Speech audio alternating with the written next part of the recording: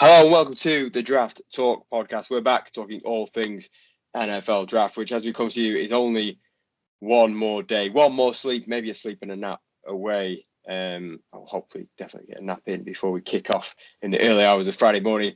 But yes, welcome to the Draft Talk podcast. We're back. We're going to do a bit of a team mock. We're going to put our minds together. It's got a big mind meld and make all these first round picks.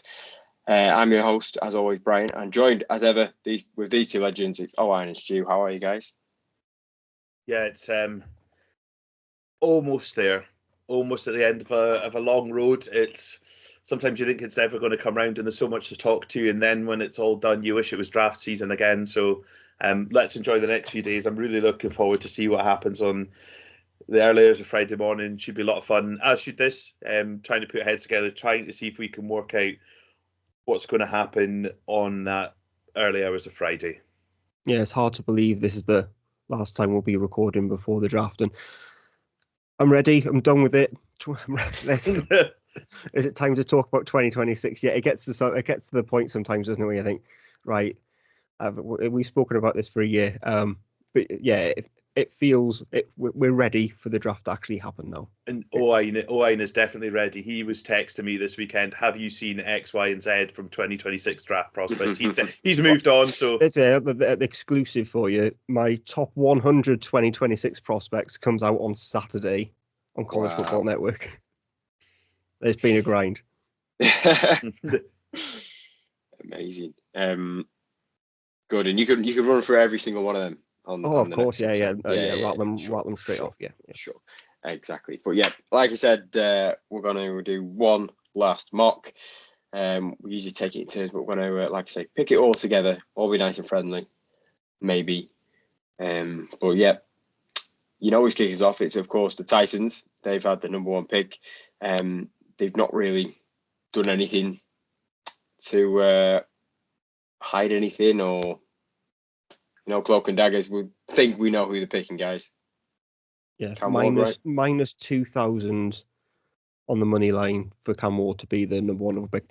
What does that mean in real money? I have no idea. I don't understand these American odds. I typed them out, but I mean, a big minus number is not great, right? So, it's Cam Ward, isn't it? I think if you put 2,000 on, you'll get $100 back, like profit. 20 to 1, I think, or 1 to 20. Yeah, it's what's sounds like you don't know. Yeah. I was full of confidence, and then I was like, oh. Confidence is going to be Cam Ward. You don't know how much money you're going to make on that. That's the confidence in. Yeah, I would, if we're sitting all together watching this and the Tennessee Titans pick someone else, I think we'll all be really surprised, and then we'll just throw our hands up and say we have no idea what's happening in this draft. But I can't really see any other route they go down unless they get a last minute mega offer from someone to trade, and I just don't think that's coming. I don't think it is such a prospect at that number one spot that some team is going to throw 3 future firsts at it to try and solve their quarterback issue. So I can't really see it being anyone else at this stage. When those big trades happen, they tend to happen weeks before the draft to prepare, so both teams. I mean, we had the most recent one, wasn't it? The Carolina traded with Chicago for that number one pick, and that was done 6 weeks out from the draft, if not. Yeah, and then when the 49ers moved up as well, like same sort of thing. It's weeks in advance. So yeah, it's going to be Cam Ward, and if it's not, I think we'll just stand up and applaud and think, well played, because you fooled absolutely everyone. Should be on Penn and Teller. So let's put it in there. There's no need to go over this. Is that Cam Ward is the first pick for the Titans, and then this is where the mystery starts. Not a huge mystery, I don't think. But yeah, pick 2, Cleveland Browns. Talk us through the board, guys. Who's left? Everyone. Realistically, I could only see 3 players possibly, but probably only 2. If they are going to go a quarterback, is Shedeur Sanders in there? I'm not sure he's going to go at 2. I think it comes down to a choice between the top 2 on probably most people's board, which is Abdul Carter and Travis Hunter. Which way do they fall? I think it will be Travis Hunter. It will be. Because they can play him at either of the spots that he can play, and he will start immediately for Cleveland. They would love to have a great pass rusher, but they already have one. I think they would overall strengthen the team more having Travis Hunter than it would having Abdul Carter across from Myles Garrett, in all honesty. Yeah, wide receiver, one of their biggest needs. They could also do with an additional corner, and the ability to get both, I think, just makes Travis Hunter far and away the better prospect. So, yeah, I think it'll be Travis Hunter. It's trending that way. It looks like they'll probably play him on offense first and just dabble him in at corner because of the way that their rooms currently look. But yeah, I think there's no doubt at the moment that'll be Travis Hunter, and if they really want a quarterback, then they'll potentially trade up or do it on day 2. Indeed, yeah. No arguments there, and it's hard to argue that pick. He's the best player in the draft. You get him at 2. It's a bit of a win. The New York Football Giants with pick 3. We went through this in the last episode. Yeah, they could do with a quarterback. Oh, they got Winston and Russell Wilson. Jameis. Yep. So they don't need a quarterback. But it's Abdul Carter, right? This is where the conversation gets difficult, and we're at 3. The superior talent is Abdul Carter, but does ownership get involved and say take a quarterback? Now, if you do like Shedeur Sanders, it makes sense just to take him at 3 because you're guaranteed to get him. If you think, we'll just trade back up for him, you've got no guarantee because of the amount of teams who might also look to do the same. You talk about Saints, even the Browns that we just talked about could potentially move back up and do that. So you're not guaranteed to get him if you do that, but we've seen it happen before. You don't have to love a prospect to do it. When the Baltimore Ravens drafted Lamar Jackson, they took Hayden Hurst in the first round well before they moved back up to take Lamar Jackson. So we have seen it done, but you can't lock yourself into that. Yeah, I think they have to have that decision. Are we taking a quarterback, in this draft? And is it better to pair Shedeur Sanders now and a pass rusher that you might get at the top of round 2? Or are we going to take Abdul Carter and pair that with a quarterback Jalen Milroe? Yeah. That's maybe the discussion they're going to have. Which of these 2 combinations, because not just that actual pick, it's what the combination might be that they get, and that's where they'll come out. I think they might go Abdul Carter, but I wouldn't want to put loads of money on it. It's one of those, was it heart over head thing that that everything screams that this should be Abdul Carter, but your head's telling you, we've seen this a millions of times before, that quarterbacks go, and it feels like one of those where there's a niggling feeling in your head all draft season. You've gone, yeah, they could take Shedeur Sanders, but you've mocked them Abdul Carter. Then on draft night, they'll take Shedeur Sanders, and you go, I bloody knew it. Yeah, but they didn't have the balls to do it. Who we're going to go for then? What are you leaning towards? Let's go Shedeur. What do you think, Brian? I think the Shedeur pick gives them the opportunity that if he's half decent, it might save their job. Yeah. Let's do it. In terms of this, let's have a bit of fun, eh? That just blows what the consensus mock draft is out of the water. So it is 3 picks in. Good stuff. Shedeur Sanders to the Giants after all that. I thought it was weird they signed Russell Wilson and Jameis Winston. Why? Or either or. I don't think it affects this. He doesn't stop you drafting a quarterback. Yeah. Why you sign 2? Like when I don't imagine anyone was breaking their doors down to sign either of them, let alone both. Yeah, and if you took Abdul Carter, you have leverage there as well because you'll have Kayvon Thibodeau on the roster who isn't in terms of personality, I don't think he would take kindly to having Abdul Qasser draft him. So he's potentially then a trade target. So you have leverage to go, right, we'll give, let's ring the Falcons and we'll say, we'll give you Kayvon Thibodeau if you send Kirk Cousins our way and you take the wage bill. Like, there's you've got leverage there to be able to have those discussions. So the fact that they didn't do that, I don't know, I would maybe slightly lean Shedeur Sanders as well, but well, let's do it. Shedeur Sanders to the Giants. It's like 51-49. It's like Brexit all over again. Fun times. Next up, we have the Patriots, and I think the previous pick makes this one quite easy for them. Yeah. You run this up, right? Unless someone's gonna. Ideal situation for the Patriots. Will Campbell has become the fancy pick there. The problem is with Will Campbell there, it's going, oh, why are you mocking Will Campbell to the Patriots? And it's kind of just like, well, he's a good kid and he's a good player. Where there's no one who overly seems too excited about it. Yeah, I think if the one of the top two prospects is still on the board, the Patriots kind of just have to be at the stage. We just need good players on this roster, because they've got needs everywhere. And I wouldn't criticize the Patriots if all draft they went best player available in a lot of the spots if they could. They probably do need to do something to help out Drake May, at some point. But in the other end, you think, right, best offensive player to help him out. But I think they would be pretty daft to pass up Carter if he's on the board.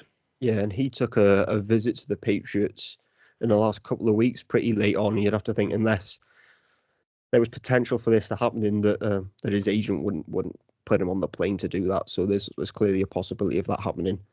So yeah, I'll press the button. It's Abdul Carter. There we go. Next up, the Jags pick 5. This is where we get quite spicy. Yeah. Anyone jumping out? There's a lot of good players I think they could take. I wouldn't have objections to a couple of the top offensive linemen for them. I wouldn't have objections to the common pick is Mason Graham. Yeah. I wouldn't have a wonderful objection if they decided actually we'll pick Ashton Jeanty here. Yeah, so there's they do have options. I don't think they're boxed in anywhere. Yeah. Jeanty, I do. I'm coming round to that. It wouldn't surprise me. So Jeanty, McMillan, Tetsuo McMillan from Arizona, the wide receiver, Jalen Walker, linebacker / edge, and Mason Graham. I think it'd be one of those 4. I'm not quite sure which way it lands. The odds of Tetsuo McMillan being the 5th overall pick have come in substantially over the course of Monday. It's one that drifted way out, and as we see it so often. That's going in a cycle. A player is start of the draft cycle. He's mocked 4, 5, 6. They fall out, and then come draft time, they come back around again. And Tet McMillan is one of these guys. Yeah, I think the reason why I come back to him is that the reasoning for taking Ashton Jeanty. I think you've got Trevor Lawrence, you've got Brian Thomas Jr., and then you've got Ashton Jeanty. Like you've got they're your figureheads of the offense. But for that reason, you could say the same about McMillan, right? You could say you've got McMillan, you've got Thomas, and so the reason's the same. It just depends on which way. Either way, Travis Etienne is out of contract at the end of the season. Jeremy Brown was only signed for one year, so yeah. Do you want if you're going to sign Etienne, I don't think he's going to get a monster contract. But also you could do that later on. Yeah, you could you could take a running back in the 4th and be happy about it. Mm-hmm. Yeah, does that skew you towards McMillan then? Or Mason Graham, which I know is the trendy pick, but given the GM where he's come from in the Rams, that they took Braden Fisk, who's got short arms, Mason Graham's got shorter arms as well, that I'm not sure he'll necessarily be that bothered about that. And is it one that we're maybe just overthinking? But I'm leaning towards McMillan or Mason Graham. Yeah, you're not helping me out here, are you? I think Graham, but I agree. It's just sort of chalk, but it's just the It's the one that makes the most sense. But I guess that's why it is, because it makes sense. And like you guys said, he's a hell of a player. Yeah, but we're just saying if it is McMillan, don't be surprised. It'll be high, I think, for us, but it wouldn't be a shock at this point. Cool. Right, Mason Graham is them. There we go. Up next, it's the Las Vegas Raiders. The sort of the popular pick is Jeanty. Yeah, the reason why it's Jeanty is because if it's not Jeanty, who the bloody hell is it? It's just easier to give him Jeanty and be done with it. Who are we going to pick to keep your brother happy on draft night, Brian? I spoke to today. He didn't mind a bit of Jeanty. Okay. But the argument, I guess, against Jeanty is you can, like you say, you can get a good running back, second, third, maybe fourth round. But I think the argument for is he's just that much better. And I think it's in a game, what can be a game of inches, if he can get you that, average 0.1 of a yard more, it's so valuable. And you saw on Twitter that he posted a letter to NFL GMs where the quote that he sent them was, in a game of tackles, pick the guy who doesn't get tackled. Yeah, he's right. Yeah, and I think as well, you're looking at the players who are the best available players at the moment. You want to try and get blue chip players in a quote. Who's the ones that are left on the board at the moment? Jeanty is one of the top players. A couple of the top players that people are talking about are tight ends. Why would the Raiders take another tight end? They're just not going to. So other players have question marks, even the better players. 6 is a high pick. Jeanty's one of the best players in the draft. They have a need at running back. They want to kind of kickstart a bit of this offense as well. Yeah, let's do it. Let's put him in. Done. Jeanty to the Raiders. I clicked the button. We're doing it. Just wanted to make one last comment on that. The one reason that gives me pause this late on, I don't know if you saw the press conference with Pete Carroll and the GM Spytech, where they were asked a question about Ashton Jeanty, and Pete Carroll just leans in and just goes, "Don't say too much." I mean, you think, Pete Carroll's playing mind games again. That I just don't trust anything he says. Pete Carroll will love a running back, though. Yeah, I'm there, and he's that old that he just thinks, "F it," right? Like we're not drafting for in 5 years' time. We're drafting for this season. Yeah, exactly. Which leads us to the Jets at 7. Ugh. Do we have to do the Membo thing? We don't have to. That's not. I just got a feeling it might be a tight end. We could pick a tight end. We could also pick a wide receiver if we're talking about wide receivers, because they've got to throw the ball to someone other than Garrett Wilson sometimes. Yeah, but if you take Colson Loveland, but that's basically is a receiver. That's what the popular pick for a tight end is Tyler Warren, but Colson Loveland gives you more in the passing game, and it's getting more popular the closer the draft comes round that Colson Loveland could be tight end 1. It comes off the board. Now, is he my tight end 1? No, he wasn't, and he wasn't when we did the tight end, but it's becoming more popular, so I don't know, is there a bit of wind behind that? He's not. I still would have Tyler Warren as tight end 1, but I think they're both top 10 players in the class. So it just depends on what flavour of tight end you want. And given their woes in the passing game, I think they might lean more towards a pass catcher. Let's do that. Yeah. One of those, again, like the offensive tackle class on day 2, it falls off. Like, if you want an offensive tackle, you're going to need to take one. It depends how comfortable they are there or whether they're happy. Who's playing their right tackle? Because also they've got Fashan, who's now left tackle. Yeah. Who did they sign? Oh no, they had Tyron Smith. Yeah, but they had someone else who was retired, so I don't know who. Who was playing right tackle? It was somebody old, can't remember. They need a tackle. They do. They've got currently it's Carter Warren, so no one. That's what did they dropped him last year or the year before? No, they had someone old last season who was playing tackle. I can't remember who it was anyway. Tyron Smith, but he's retired.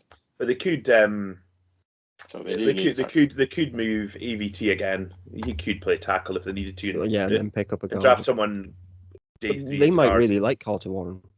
They might do. Yeah, let's go for it. Let's put Colston Loveland. There we go. It's in. Which is to 8. The Panthers. I think this is where Jalen Walker's going. Yeah, I was going to say. I that's think what everyone says.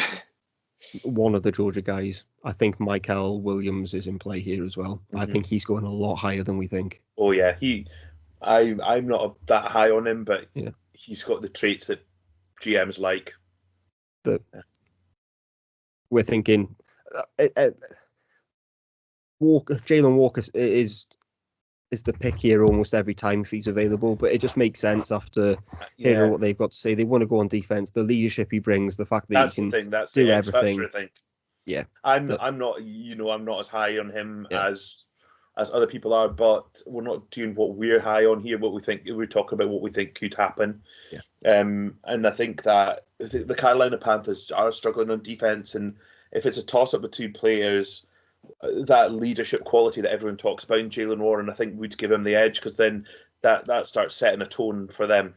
It seems to be one of those players that it would be hard to miss on as well. That might he be this living up to the number 8 pick 5 years from now? Or maybe not, but he feels like the type of player who will be at least steady in the league for them. Yeah. And that's what this draft's going to be. You could go on from Mason Graham that we've just drafted at 5 and think, he might not be a Pro Bowler every time, but he's going to be a decent player, and that's what teams need to be looking at. So yeah, we'll go with Jalen Walker. Nice, which leads us to the Saints, who all the rumours are flying out of the Saints, aren't they, at the moment? It's not going to be Shedeur Sanders, is it? Well, it can't be. Gone. He's gone in our draft pick. That's very true. Yeah. That's a good thing about Sanders going early. Yeah, I don't think he'd go there anyway. I just don't think he's their type of quarterback. Yeah. They're just such a difficult team to predict because they have a lot of needs. Yeah. You think, who's catching the ball for them? Who's passing the ball for them? Who's they've had offensive line issues because obviously it's still. I don't know if he officially retired, but Ramchick has. Yeah, still question. Is he definitely? Yeah, I can remember if he had or not, but there's issues there. The defense, they're not going to keep relying on Cam Jordan forevermore in a day. They've lost cornerbacks recently. They had Paulson Adebo left in free agency. They traded Marshawn Lattimore away. Throw some out there. Let's see. I'm tempted by Michael Williams here, I must say. The fact that they don't really have a tight end makes me think that Tyler Warren's in play, but the fact that they have so many needs, tight end's a kind of player you draft. I was saying the Jets, they draft a tight end as well. It's a kind of a player you draft unless they're like a Brock Bowers, you just draft them because they're that good. Do you draft a tight end when you've got so many holes in your roster? How about Will Campbell? Yeah. They've got, given that they need offensive line, but they could play him at guard, move him out, or the other way that it gives them that flexibility just to get their 5 best on the pitch. It seems like he's going to go top 10. So I mean, it probably spoils the Bears pick next because that would have been an easy selection. That's what we like, spoiling it. Yeah, but would it be one of those where they like, right? Let's just take the good player. Yeah, and Michael Williams is the kind of type of player that they've liked in the past, haven't they? Mm-hmm. That kind of mold of player, and it's Loomis has been drafting them for a long time now, so we know what the kind of tendencies are. It hasn't really worked though, right? Like Miles Murphy didn't really work. No, he didn't at all. He hasn't really. I still think they would roll the dice on Michael Williams, though, wouldn't they? You'd rather go Williams over Will Campbell? I think they would. Okay, I'm happy to do it. I think he's going much higher than we think. So I think that's a kind of. It sounds like a Saints pick. Yeah, let's go for that. Michael Williams, edge to the Saints, which means we're at number 10 with the Bears. I think there's going to be about 3 seconds on the clock, and they will skip up to the podium, say thanks very much. That's us done till tomorrow. Easy pick of Will Campbell for the. Yeah. That just gives them. They've revamped their whole interior. And even if he doesn't start immediately, some of these guys on the interior are only signed on a 1-year deal, or it gives them the time to assess where's best for him. And injuries always happen, and he might just beat out someone in camp for a starting spot as well. So I think that would allow them a bit more flexibility on that offensive line about what they want to do. Yeah, Campbell and Jeanty are the two easy selections for the Bears. Yeah. That they both could be gone, and then they have a discussion. It could be one of the edges. It could be Micah Williams. Maybe it's Shamar Stewart. But if he's there, then you can't argue with Will Campbell. It just makes too much sense, despite all the free agent signings they've made, that this gives them security for the future.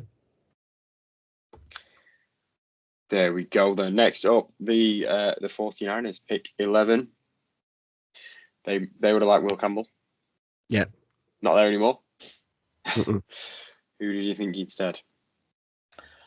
I think they'll like Kelvin Banks as a potential successor to Trent Williams. Yeah.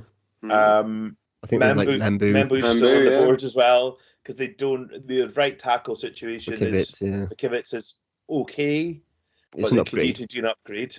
Yeah.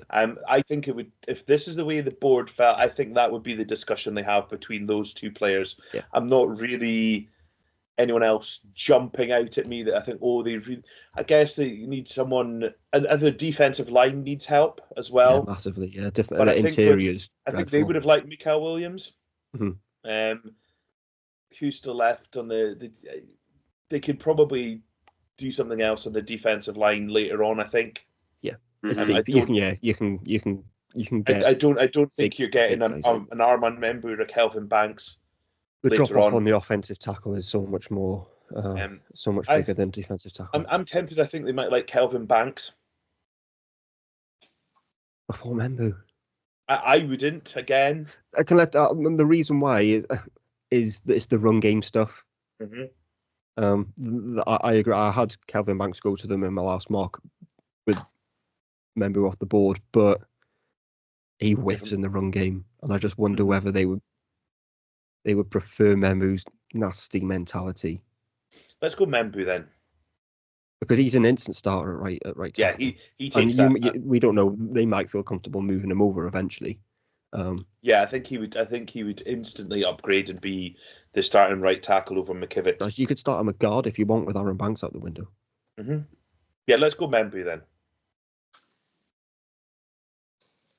Membu, it is. Okay, 12. The Dallas Cowboys. Floor's yours, Brian. I'd say Tech McMillan here. Correct. Job done. I think he's a good player. He's different to CeeDee Lamb. He offers something different, something that the Cowboys haven't really got right now. It's hard to really judge the offense last year with Dak Prescott being out most of the time. New head coach, new OC. I think that really helps, and I think he's potentially a top 8 player, and you're getting him at 12. You're happy. I think they'd be tempted to trade down a bit.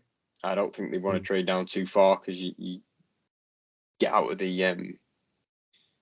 this range a bit. But Tech McMillan, I think had he been gone, I'd have liked, had the pit's been switched. I'd liked a bit of Membu. I think they're not getting much hype on offensive line, but that's been a strength in the last sort of 15 years. In the last 2 years, not so much. Drafted Tyler Guyton last year. He's struggled. Give him a bit more time, of course. But Tech McMillan, I think in this case is, Yeah, CeeDee Lamb is one of the really best receivers, and he's one of the best receivers in the league. But you need to help him out. Yeah, you need to have someone to complement him. You can't have Dak Prescott dropping back and throwing to him every single passing down. And it just gives him another option, and it maybe helps free him up a little bit so he can be even more productive. So I think that's a really, really sensible pick. Yeah. Let's get it done then. Over to you then, Stu. 13, the Dolphins. I'm down to a short list of 4. Well, Let's hear it. 3. 3, because I know there's one player I would like, I don't think Miami would take. I would really like to help the cornerback room, but I don't think they would take Jahdae Barron. I think he would be not their type of what they need in. So it comes down to, for me, I think Kelvin Banks would be in play. I think potentially even playing him inside to begin with. They've obviously Teron Armstead's right, but they drafted Patrick Paul, and I think they are grooming him to be the left tackle. Austin Jackson's at right tackle, but Banks, you could play him inside and see what happens, or you could move Jaxson back inside. I really think they need to strengthen the defensive interior. I would quite like Derek Harmon here as well. I think that would be a good complement to Zyler in the middle of the defense. And with all the rumours about Jalen Ramsey being seeking a trade, Will Johnson as one of the top corners, he could come in and immediately start as an outside corner for Miami as well. So that would be my 3 I would be happy with. Thoughts? They need to see improvement this year because Greer is on the hot seat as GM. And the head coach is on the hot seat, I think, as well. Yeah. And I think what will buy them the most time and what will the best chance they have of having a good season is keeping Tua healthy. So I would, and I also have been leaning the last couple of days towards Kelvin Banks. There's just something there that's niggling that makes me think that they would be interested in Kelvin Banks. He's almost not in terms of body type, but in terms of the strengths and weaknesses I had, probably quite similar to Patrick Paul. That I didn't think either of them were particularly good in the run game, which is interesting considering that zone scheme. But yeah, I think I'm leaning towards Kelvin Banks as well. Yeah, I think probably would agree because they need to strengthen the defensive interior. But as we've talked about, it's quite a deep defensive tackle class. You can get a good player in round 2, I would think, top end of round 2. And as an offensive mind as head coach, if what's going to buy you time is the offense being good. So yeah, let's put him in there. Let's pencil and count him up in indelible ink now. Kelvin Banks. It's weird, isn't it? Because it wouldn't surprise me if he fell as well. That it's such a weird class where I think that's probably high for Kelvin Banks, but we'll see. Okay, 14, the Colts. Tight end, right? It's difficult not to, but I feel sorry for Colts fans sometimes because it's the same pick over and over again. They've had no variety in their draft coverage at all. But if you're a Colts journalist and covering the draft, then you're just absolutely stealing a living at the moment because you can just go tight end every single day. But if Tyler Warren's there, I mean, he's a top 10 player in this class and he's there at 14. It does make sense. You just have to, it just gives them another option in that passing game on their offense to see, do we actually have something in Anthony Richardson?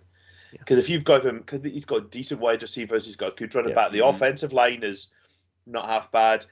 You give him a good tight end, and he still flunks it. You go, right, we just flush this, and we have to start again. Yeah, they need help on the interior of the offensive line, but they can do that on day 2 when we know Chris Brown puts his day 2 picks. They lost Will Fries, didn't they? He was a start and he's gone. And I think you could get someone like Wyatt Milam or Marcus Bowe, someone like that on day quite 2. Easily. So Tyler Warren. There you go. For a change, Tyler Warren to the Colts. 14. Yeah, sorry guys. Can't beat him, join him. Right. 15 is the Falcons. Yeah, I'd rather not do this, I'll be honest with you. We've had to. It's your turn. It's Will Johnson, and I'm not thinking twice about it.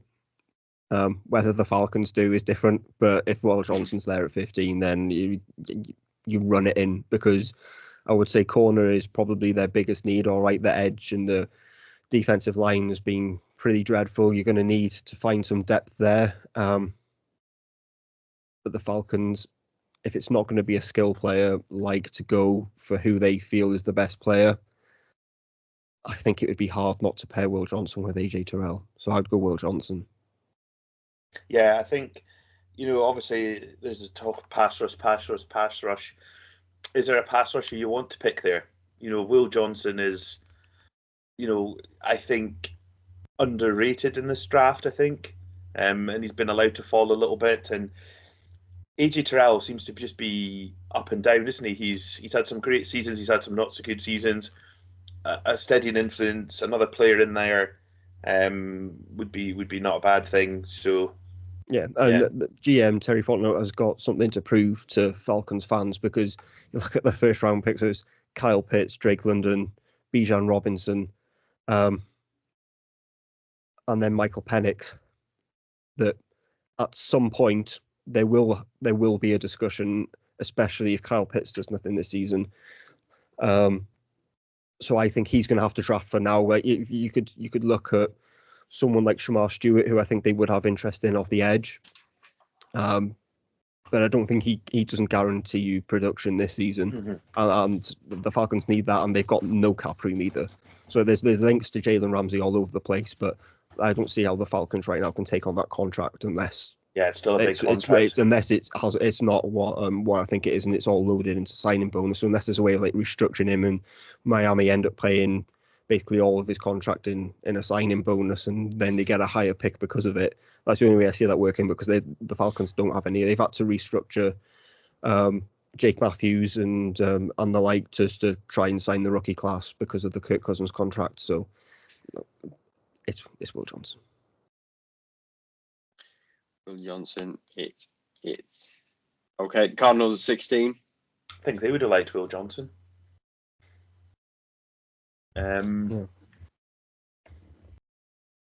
Defensive line though, right? And is that pass rusher interior? Who's on the board?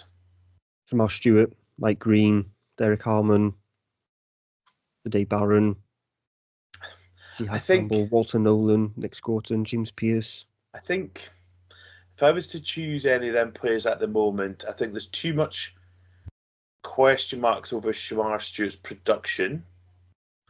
There's all the off-field murmurings about Pierce and Mike Green.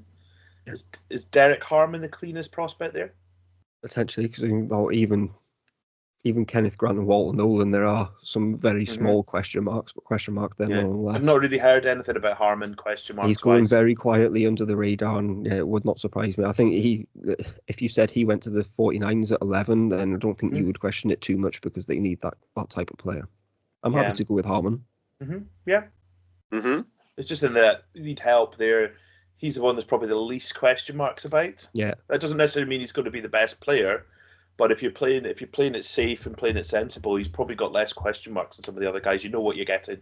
Yeah, you're getting instantly getting a high floor as a run defender and as a potential pass rusher. So the fact that he can do it both, I think he slots in there straight away. Yeah, it's Derek Harmon. Good stuff. Okay, the Bengals at 17. I think it's a very similar discussion, isn't it? Edge or defensive line, unless there's a guard that they really like.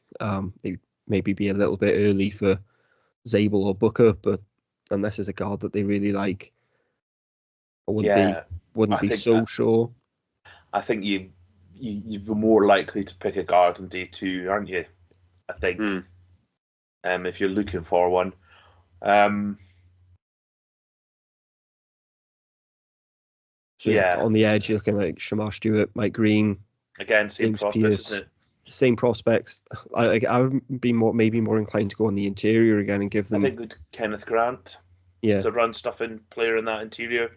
Yeah, and in that division with the running backs that are there, the teams just like to grind out the football in the snow. Yeah, if you're playing Derek Henry, who Kenneth Grant's a good complement to stop that in the middle. The Steelers like to hammer them, although they've got rid of Najee Harris, maybe not quite so much now, but they'll find someone. They'll find someone to be a kind of thunder player up the middle. Cleveland have run the ball pretty well recently as well. Yeah. So I think that's a sound option. The edge rushers. Yeah. Do they make a splash for Mike Green? 17 sacks. Yeah, they've got Trey Hendrickson and Miles Murphy is the other one that they've. Yeah. As you'd said, he was at the Saints, but you were thinking of Brian Brzee. Just remembered that just yes, now. I was, yeah. Just when I think, no, it's Miles Murphy's at the Bengals. Yeah, he's the other one, and he's not kind of shown yet. But yeah, I'm leaning towards Kenneth Grant. Yeah, let's go Kenneth Grant. It depends how comfortable they are with Mike Green's such a difficult prospect right now because we just don't know what teams are thinking, and sometimes you would have heard by now on a prospect, but the fact that we haven't means teams are keeping something close to the chest. Kenneth Grant it is. Okay, the Seattle Seahawks pick 18. Offensive line? It's difficult, right? Because I do speak to a couple of Seahawks people, and I've listened to a Seahawks podcast as well because I quite like the guys that do it, and I've appeared on their podcast, and I just keep hearing that this isn't what the Seahawks do in the first round. They don't pick interior offensive linemen. Mm-hmm. I think a wide receiver hate it. I think a wide receiver, they have to think about that. They've got JSN, and then the cupboard's pretty bare. You know, the Tyler Lockett's gone, and they've traded DK. Yeah. There is good wide receivers in that range. You wouldn't be averse to picking. They just picked up Cooper Kupp, right? But you're talking slot guys. Yeah, you're looking for that, someone who can play on the outside. Matthew Golden. He's probably the next one up, isn't he? Yeah. Mm. And given the mold of player that maybe not a bit like what JSN was, not necessarily flashy, but does do everything to a quite a high level. I can see what of Matthew Golden. I wonder if maybe Starks or Nick Emanwari might be in play here as well on the defense. But I'm happy to go with receivers. You look at the roster and you think they have to get a guard, but you have to help Sam Darnold. You know, because Sam Darnold is their quarterback next year. You've got to give him something to throw to, haven't you? But he has also seen ghosts for almost his entire career. Yeah. I still think you could pick up good interior guys in day two because there's a lot of guys. I think so. They've drafted, but then you can pick guys up as well. Wide receivers in round two as well, isn't there? But 19, do you want? I don't know. Yeah, they've drafted guys on the offensive line. That they've got Oluwatimi, and then they drafted Christian Haynes last year, the year before. There's not a great deal of overall. They're just not proven yet. We just don't know what those guys are going to be. Yeah, it might be that they turn out to be brilliant and they don't need anyone, but you're still going to need to add depth. Though, depth. But you could say, in terms of receiver, look what they've got. They're probably okay for this season because you've got JSN, Marcus Valdes-Scantling, and Cooper Kupp, and then you've got like River Craycraft and Jake Bobo. I love River Craycraft. He's great. He's great. Why we talk about receiver there? You've got River Craycraft. He was just so random. You'd just be playing a game. Craycraft scored a touchdown. He would like do nothing all game but score touchdowns. He was just random, but I loved him at Miami. I would have kept him. You'd have to pay him peanuts and just keep him. Matthew Golden. Yeah. Yeah, let's do it. Yeah, River Craycraft's not stopping you drafting anyone. You can still get the occasional Donald has touchdown. times to find Matthew Golden. At least he's quick. Should be able to get the ball out to him. Mm-hmm. Okie dokie. The Buccaneers pick 19. Yeah, I've already pressed the button. Gia Campbell. You didn't have much of a discussion there. We've been doing this too long together. No, I haven't pressed it, but I will do. Yeah, I think that's just the right fit, right type of player, right team, right range. You know, Levante David has been immense, but he's just not going to go on forever. And a good partnership for at least the next couple of seasons. Who better to learn off of really at the position? And then once Levante David rides off into the sunset, you've just got his heir apparent in the building already. I think he's just a great player, and at that spot 19, I think that's just a sweet spot for him to go as well. Yeah, he could go earlier than that. Wouldn't be surprised if he went to the Colts at 14. Falcons might be interested at 15. Maybe wouldn't surprise me if they looked at moving up above maybe a team like the Falcons, who they think might deploy their linebackers quite similarly and think divisional rival, let's move in front of them. If someone wants to move back, it won't surprise me if that's something they explore. But he's been dealing with a bit of an off-season shoulder injury, which he's had shoulder surgery. Which may put those teams off, but I think this is his absolute flaw. There we go. Relatively quick one there. The Broncos now at pick 20. Who does Sean Payton want? He wanted Tyler Warren or Christian Loveland. Yeah, they're long gone. Sorry, Sean, we've taken them away from you. It's been a popular spot for running back. It has. They're looking for something, an offensive spark from somewhere. A question then. Omarion Hampton's in the next running back, isn't he? And then it's a spot that he often finds. You often see Omarion Hampton in because Jeanty's gone, and the Cowboys didn't take him. But do you get the impression that he's that type of running back, like that running back that Sean Payton likes, like the Joker type, can affect the pass, elusive? I just don't think he's that type of guy. No, I don't. I see him much more of a, these kind of teams that would like the next pick. The Steelers would love someone like Omarion Hampton, for example. Yeah. That kind of team, or anyone in that division, really. That kind of more grittier, volume type of guy. Yeah, that's exactly it. Yeah, and that's what I was hating on. We're higher on him than he's like my 12th overall prospect. So, but we're higher on him. I wonder about as a receiver here as well. Would be something to be interested in. It's early for Burden. I don't think Burden was. He's not. I think they would have liked Golden if he was available. Potentially. I'm just not high enough that any of the receivers are going to go here. The defensive line. Yeah. It's where I'm thinking because there's a lot of contracts coming up in Denver. They're not going to be able to re-sign everyone. Mm-hmm. Yeah, I'm tempted by that as well. It depends. I mean, the ideal selection for Denver is Travion Henderson. It just feels very early for him. Mm-hmm. Would it shock me? No, because I think he's a first-round player. I have him as a top 30 player in the class. But 20 feels very early. Mm-hmm. But I prefer that fit over Omarion Hampton. And if it's not that, then are they comfortable with someone like Walter Nolan? Who've we left in the defensive line?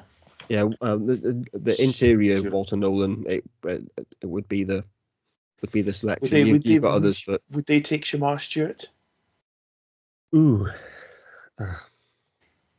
he's traitsy, and the Saints did like a traitsy player when Peyton was there. Yeah. But they play with true defensive ends as well. But you could deploy him. Yeah, kind of on the line rather than a stand-up rusher. You've got Zach Allen, John Franklin Myers, and then obviously they've got the edge rushers, Nick Bonito, Jonathan Cooper. They've been good, but it depends whether we think they want a guy for now or for a guy in a year, right? This board just hasn't fallen well for them. But that running back room, Audric Estime, Jill McLaughlin, they're gonna have to find someone that they'll be able to pick one up on day 2 if they really need to, but do they wait, or do they think actually this is just what we need now to spark the offense?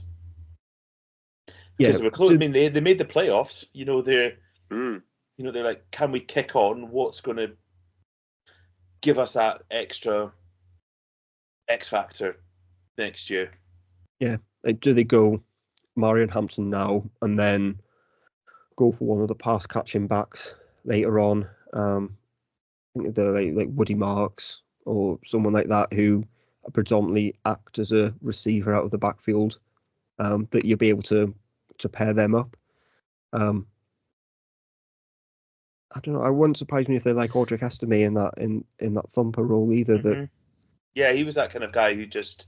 I'm very tempted by Travion Henderson. I've not done it before. Oh, let's do it. Really? Yeah, why not?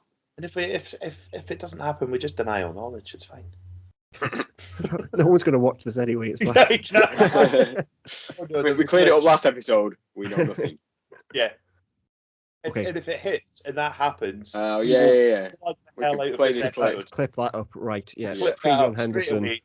was never in doubt. I've thought it since day one. We'll be getting on the Broncos podcast and stuff. There we go. Trevion Henderson, you heard it here first, to the Broncos, pick 20, which leads us on to When the... you hear something first the Steelers. day before the draft, it's never a good sign, is it? But there we go. There we go. We've done it. It's just genius, though, because there is these picks that happen. We've kept it in our back pocket. Who had Will McDonald to the Jets a couple of years ago? Who had that as a pick? Not me. Exactly. So it happens. Come on. Put faith in ourselves. Let's go. Okay. Steelers, pick 21. We've had a little chat about that already. Yeah. Could be Hampton. Could well be Hampton. Over and under on running backs is 2.5. Could we see 3 in the first 21 picks? They've done that though, first round running back recently, haven't they? And they let him walk. But they also did the quarterback thing, and then they do silly things in the first round. Yeah, it's hard to be mediocre for that long without making some bad picks. They'll still make. Not that Hampton's, but I think Hampton would be quite a good pick. But yeah. It is hard to only win 8 or 9 games ever. I don't know. It doesn't sound too bad. Oh yeah, keep your We've been job doing this for 5 years. I don't think the Falcons have had a win record any year. This is the highest you've drafted, is it not? It is, yeah. Since we've been doing First this. time we've drafted outside the top 10. It's not number 8. I mean, I've got to stay up an extra hour. Oh man, you can tell it's getting close to the draft. We're just getting a bit delirious now, aren't we? Okay, right. Focus. Come on. Pittsburgh Steelers. What do they like? How about corner? We've got Joey Porter Jr. They signed Darius Slay, but it's not a long-term contract, right? They've got Brandon Eccles, signed him for the nickel. I don't know whether I'm tempted by Jade Brown, maybe. Yeah, I think he could. And he's shown that he can play outside. I think I think you could play with the nickel straight away. But I know you signed Brandon Eccles, but I don't think he's stopping you from playing Jade Barron. Don't mind looking at defensive tackle because I think Cameron Hayward's probably on the downward spiral now. Oh, yeah. They've got Keanu Benton, haven't they? But I'm not sure that stops you. But then you could get. How about someone like Mike Green to play opposite TJ Watt? That would be a nightmare. Nasty. That would be a nightmare because you're almost invariably leaving Mike Green on a 1-on-1 then, aren't you? Yeah, they've got Alex Highsmith, but being able to he's been good, but that gives you a rotation. Yeah, you could be able to go someone like Shamar Stewart, Mike Green. That sounds tasty. The Steelers can deal with personalities as well. They could deal with the kind of they dealt with Antonio Brown. Well, they just hid that, didn't they? They signed DK Metcalf, who's not exactly a quiet guy. They're dealing with George Pickens. Let's just give him another one. Let's give Mike Tomlin another headache. And that's part of the problem as well, right? Is that if Aaron Rodgers doesn't sign, then starting Mason Rudolph for 17 games. Lucky them. They've done it before. They'll still win 8 games. Yeah. But would you rather start Mason Rudolph for 17 games or Jaxson Dart? Yeah, Mason Rudolph. Oh, that makes a decision, doesn't it? Because you'll get by for another year. Yeah. How do you fancy Mike Green? Let's do it. Yeah. It's not a dire need, but it's just fun. It's I think when we come back to your best player available, he's one of them at this point. Edge rush is a nice position to have some star players. You've got a good one. Get another good one. Yeah. Mm-hmm. Yeah, cool. Yeah. Mike Green. Green. Pick 22. It's the Chargers. Would have liked one of the tight ends. Keep hearing. Yeah. The top 2 are gone. Yeah. Who plays for Michigan? Who's still I think they could go defensive line as well. I think they would like Kenneth Grant if he was available. Yeah, absolutely. Yeah. The defensive line isn't great, right?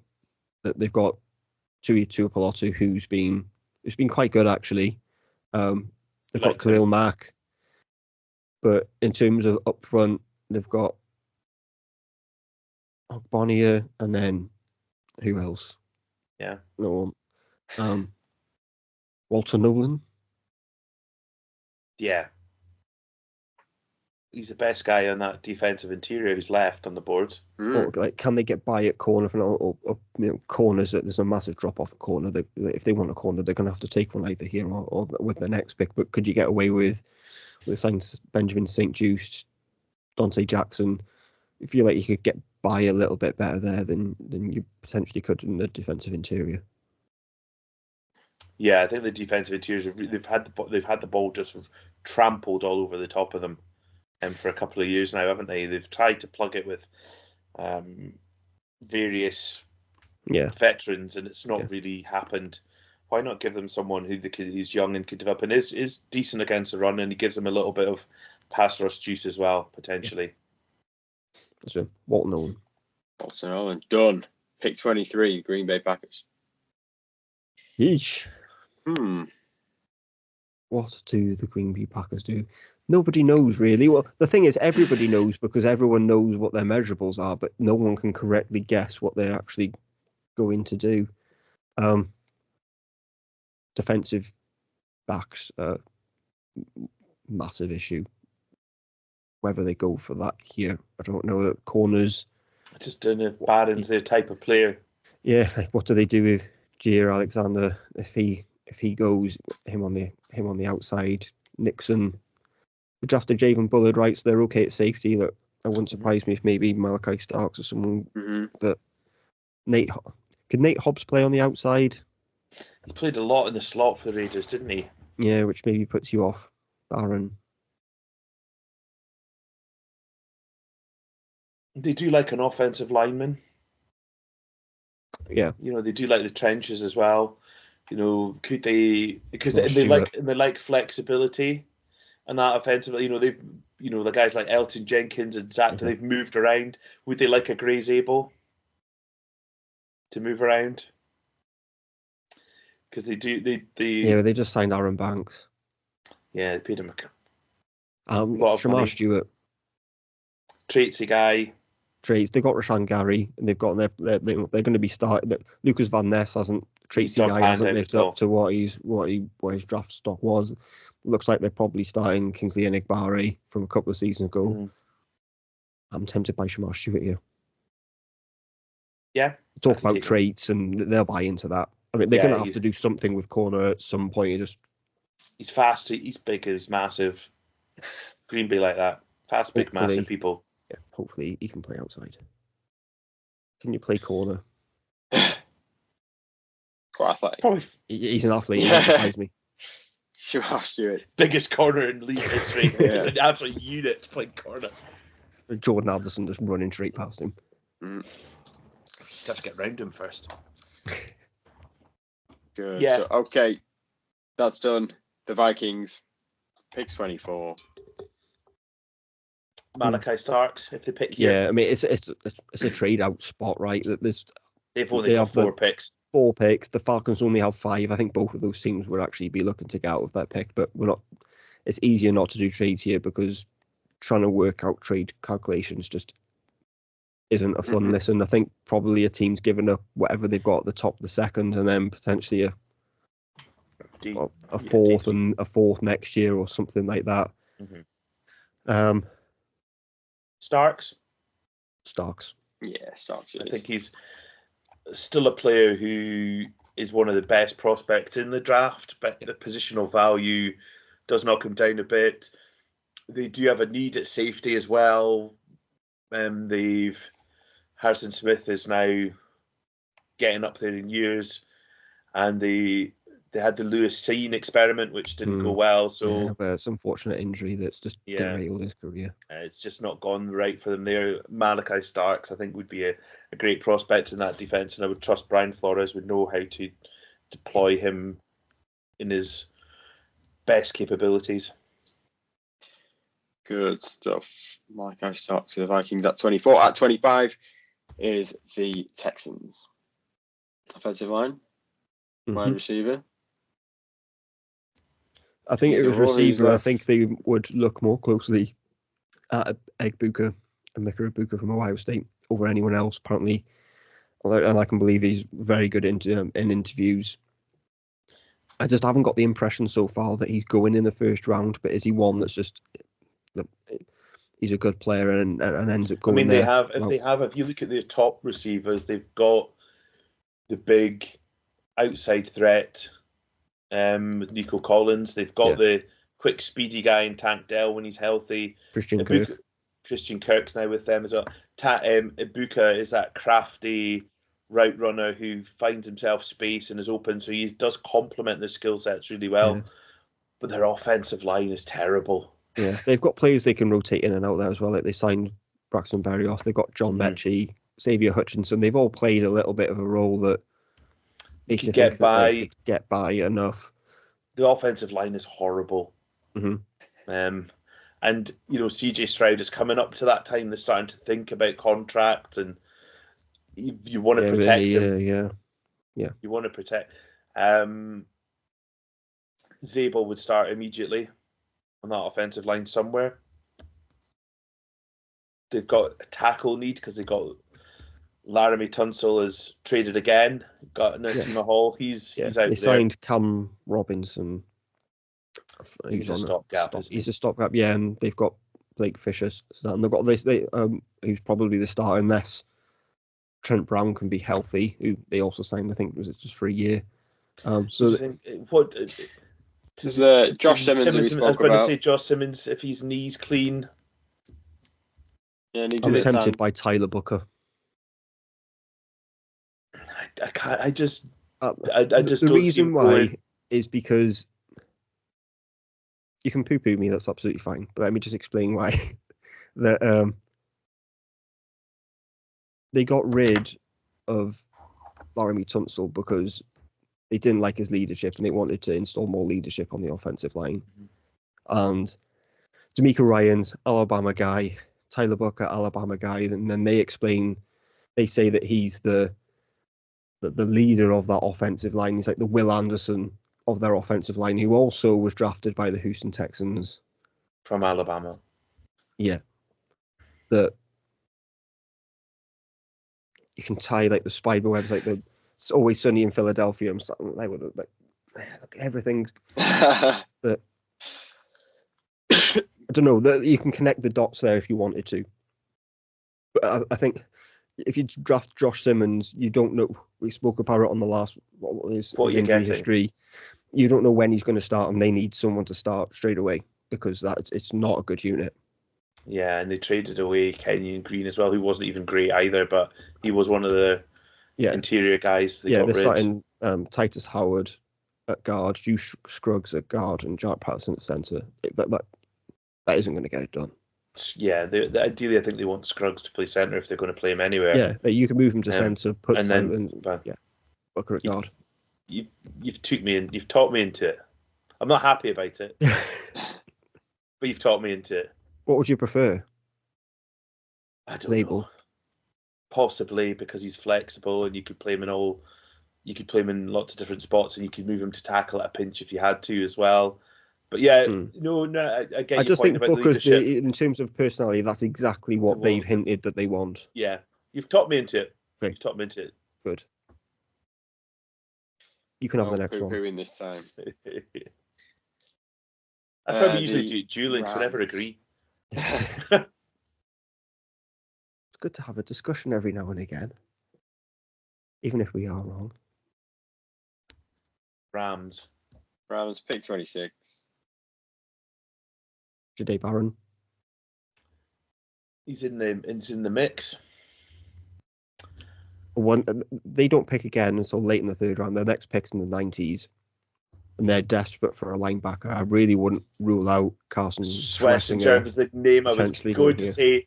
I have a feeling that's who they might like because they are really building a young, explosive defense. Yeah, they've got a lot of young pieces up front. he just fits what they want, I think. Are you taking him over Jade Barron, or like they're starting Quentin Lake at the nickel? Yeah. They've got nothing in the cornerback room. Like, I the know. starting corners I are know. Darius Williams, Akilo Witherspoon, and Quentin Lake. Like, I just have a feel they always just start rubbish at corner apart. You know, it's just what they do.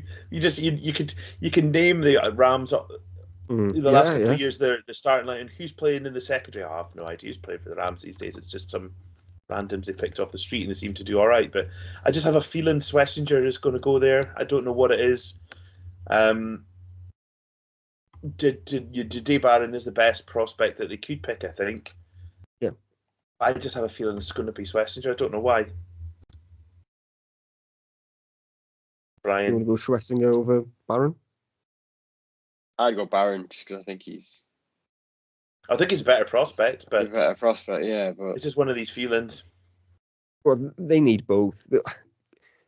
I feel more comfortable that I can get a starting linebacker in the 90s than a starting corner. Like, I think if you haven't taken a corner in the first 2 rounds, then I don't think you're getting a starter, because it's a good class, but I think they're going to go off the board that quickly. That once you get into the 70s, you're talking about guys who are undersized. Basically, they're good players, but they're all undersized.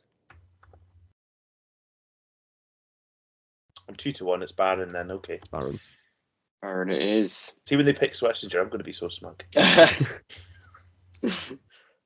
The Ravens pick 27.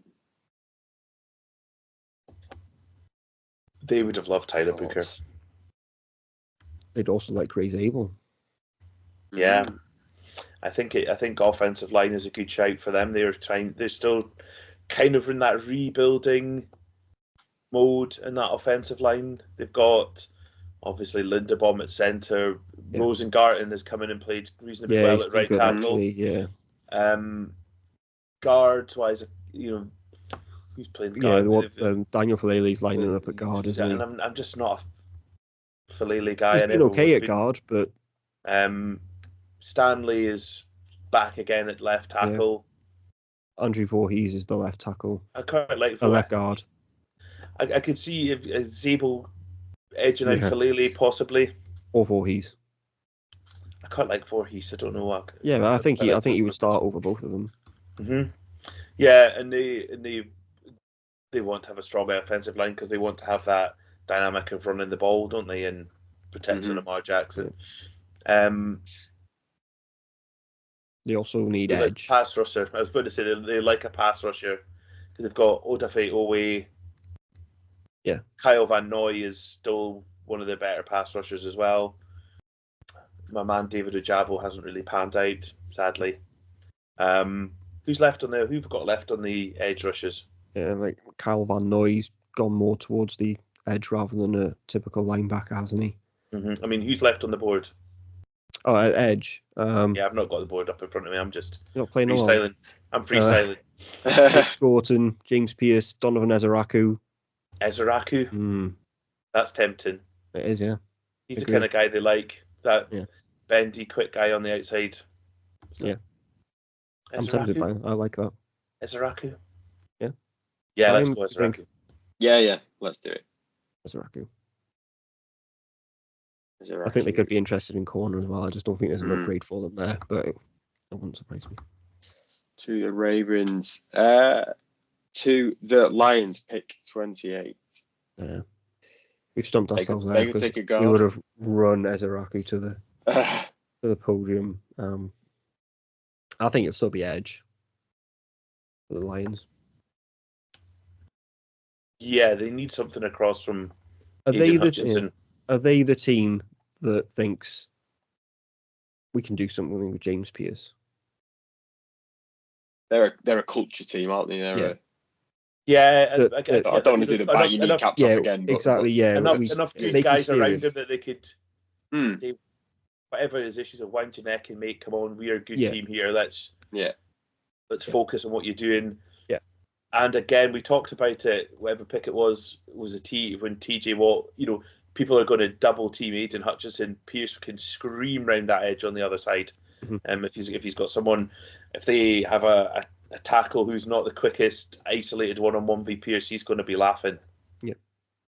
And it is a because they've got a pretty good offensive line generally. They could use they've got some players are getting a bit older there, but on the interior, on the interior side, but in the defense, when you've got then you'll have Aiden Hutchinson, Liam McNeil, DJ Reader, Pierce. And then that's a lot to handle. Pierce in a rotation with Marcus Davenport.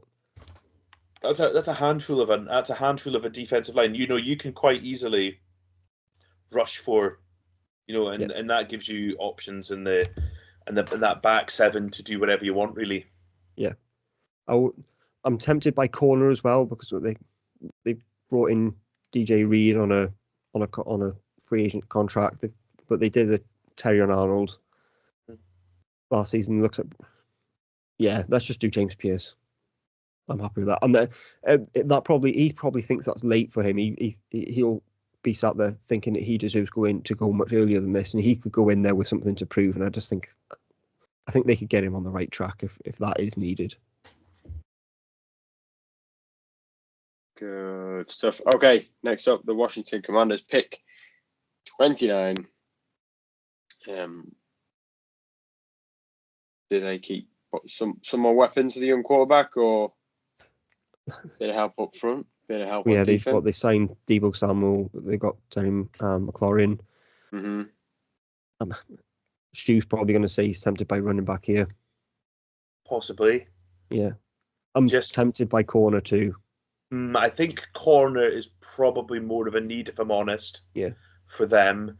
I know you want to load up and help out your young quarterback, but you also want to help the defense so he's not having to outscore everyone every week as well. So there's two sides to that, isn't there?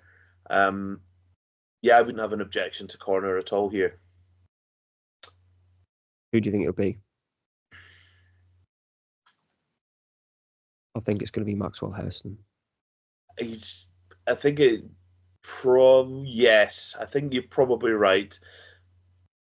I don't think he deserves to be there. Deserves not the right word, right? But I think he's ranked well below the others on the board, whether it's Revel, Azarie Thomas. I love Revel, but it's the injuries. I absolutely love Siobhan Revel. But if he's question marks injury-wise, I think it's going to put him down. I think he's going to be a steal for somebody. I think whichever way round we do this here, the one we don't pick is probably going to the Bills next. Azarie Thomas. He not running. I like him as the third corner, but I think he's a round two guy. I think the fact that I don't know whether it's the fact that Maxwell Hairston's now going to Green Bay for the draft makes you think that there's something additional, but I just get the sense that the NFL's much higher on him than we are. You will pencil him in here then because he's if you don't, we're taking him for the Bills. Okay, so we'll take Maxwell Hairston to the Commanders, and then we're going to take Siobhan Revel to the Bills, are we? See, I would like it the other way, right? because I think Revel's a better player, and I don't want the Bills getting a better player. But in my division, but I could see them both. It's a mock, so it might not happen. This is fact. This is all what is exactly going to happen. It's going to be on Ant and Deck, like, you're on the plane. This is completely what's going to happen. We're just telling people what's going to happen. Yeah. There's no mock. There's no guesswork here. Yeah, the Bills, they're going to need some girth up front in terms of defensive linemen, but I think you can get that later on, whereas you're not going to get Siobhan Revel when they're drafting again. So I'm happy to push Siobhan Revel. He's a big, long, aggressive corner. Really like him. I think the Buffalo fans would like that kind of player too. Yeah. They tried to get it with Kyer Elam and it didn't work out. So they're still looking for that type of player. Indeed. Okay, bit of a twofer there. Pick 31, the Chiefs. Which tackle do you prefer?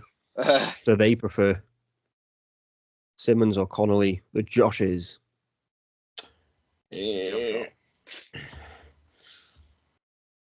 It depends on the injury, right? Player wise, it's Simmons. Yep. Really, really depends on the medical reports on him, though. Because if the medical reports are not favourable, it could, he won't go. Yeah. That could be Connolly. Yeah. Because they have players that they've paid money for guys, but they're not. Juwan Taylor's playing at one tackle spot, isn't he? And he hasn't been good. Yeah. And they paid the guy from San Francisco, who was the backup, a lot of money. Jalen Moore, thank you. But they don't really know if he's going to be the answer. Yeah. So why not have more tackle options? It's just which one. I don't know how we decide here. I'm tempted to say Simmons. Yeah. Just because we don't have the information, so we don't know. So let's just go with the best player. We'll take Simmons as the better prospect, with the caveat that if they don't like the injuries, then we think it'll be Connolly. Excellent caveat work there. Final pick of the first round. It's the Eagles. He's the best player that everyone's let fall. Yeah. Yeah, we got like Nick Emenwari, Grace Abel, Nick Scorton, Egbuka, Jaxson Dart. That would be funny. Mario Hampton. We're going to take some pressure off Saquon Barkley, Luther Burden, Josh Connolly. They're basically just drafting for who a need that they for 2 years' time, aren't they? Yeah, they're going to pick someone. What contract's going to come up that we don't want to pay? Yeah, and we could get someone really good to replace them. Yeah, there's rumours that they might be interested in Mason Taylor at tight end. Yeah, he's someone that we want to do that. He is someone that there is more and more murmurings, but is it just murmurings? You hear this all the time. I think a lot of teams will like him, and he's got that kind of NFL pedigree as well with family, and there is rumours that Dallas Goedert is on the chopping block there. Mm-hmm. Did we do it? No. Rain me in. Emenwari. Yeah, Emenwari. They could find a way to deploy him. Well, yeah, because in their safety room, Sidney Brown, Reed Blankenship, they signed Lewis Seen. I didn't even realise. Look at their depth. Yes, they would know how to deploy him. Yeah, they need. Yeah. Who's the starting corner opposite Quinion Mitchell? They start Keely Ringo, Adoree Jackson. And Cooper DeJean's really playing as that kind of nickel. Mm. They do like Keely Ringo. Yeah. And I think he's adequate. Trey Amos could be in play. Corner from Ole Miss. I think Emenwari depends on what they think of Tyler Steen as well, right? That if they think he's starting caliber, because they could be interested in a guard if they're not that hot on Tyler Steen. Is Zabel still around? Did we draft him to someone? No, he's still on the board. We didn't pick him. We talked about him to the Ravens, but we didn't pick him. Do we go there? Yeah, let's do it. The only problem with that is he doesn't play in the SEC, which means that they probably won't draft him in the first round. But I just don't. I'm tempted by defensive backs, but I just don't see how Nick Emenwari fits, because I don't think he's that type of safety. Like if Malachi Starks was there, then absolutely no brainer. But yeah, he would pick him. But I don't think that Nick Emenwari is the same type of safety that you want playing the same role that Sidney Brown or Reed Blankenship will be playing. That whether it's strong or fair, I'd prefer him nearer the line of scrimmage. I just don't know if that's what the Eagles do. And I think they could get a backup running back at someone. They've got AJ Dillon, I suppose, and they've got Will Shipley as an. Yeah, I don't think they're going to pick Grace Abel in that spot. Do it. Grace Abel. Okay, let's go for it. Done. Round one done. Yeah. Get to bed if you're not already. Completed it, mate. Right. These are spoilers, not predictions. This is happening. Yeah. It's like carnage if we're. I mean, I would be shocked if we're anywhere close to that. Yeah. So Yeah, no one is. How But I many picks mean, have you made that we're confident are correct? 2. Yeah, Yeah, first two. The first two. The law of averages is bound to be another one we get There'll right. be like 5 or 6. No, not 5 or 6. Nowhere near. yeah, I'd feel confident in Jalen Walker being the pick to the Panthers. I'd feel confident about one of the tight ends to the Colts, and the Harmon and Grant going back to the Cardinals and the Bengals like we did there. I think they could be defensive tackles, so I'm comfortable with those. But once you get into the teams, right, that it's Wild West. Yeah, it really is. Mm-hmm. Well, there we go. Oof, relax. Chill out. Job done. Work done, guys. Very, very good job. I'll be seeing you both very shortly. It's exciting. We'll be having a few drinks, having a catch up in person. But yeah, there we go. Another season of the Draft Talk podcast in the books. We'll be back, of course, after the draft to talk about what's happened and go through Owen's detailed list of the 100 prospects for next year. Man by man. A week off at some point. You're not lying. Yeah, you definitely deserve that.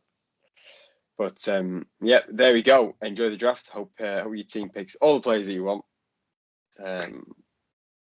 I don't. I would say, as a My Falcons team fan, we need them more than yours. Yeah, all the rivals pick rubbish players, and my team picks the best ones. Yes, if you're a Saints fan, I hope you draft Jaxson Dart. That's all they say. There we go. But yeah, oh, it's always fun being with Owen when the Falcons pick. We'll see. We'll see how it goes this year. We're not going to rage bait him this year. We'll leave him in peace. He's picking last out of us all for a change. True. But yeah, all there's left to do is to give Owen and Stu a massive thank you. The hours and hours that you put in, your scouting. I know you do it for lots of reasons, but us listeners are very lucky to have both your expertise. So thank you very much. And then that's it for now. We'll see you after the draft. All the best. Take care of yourselves. Goodbye. Thanks for listening.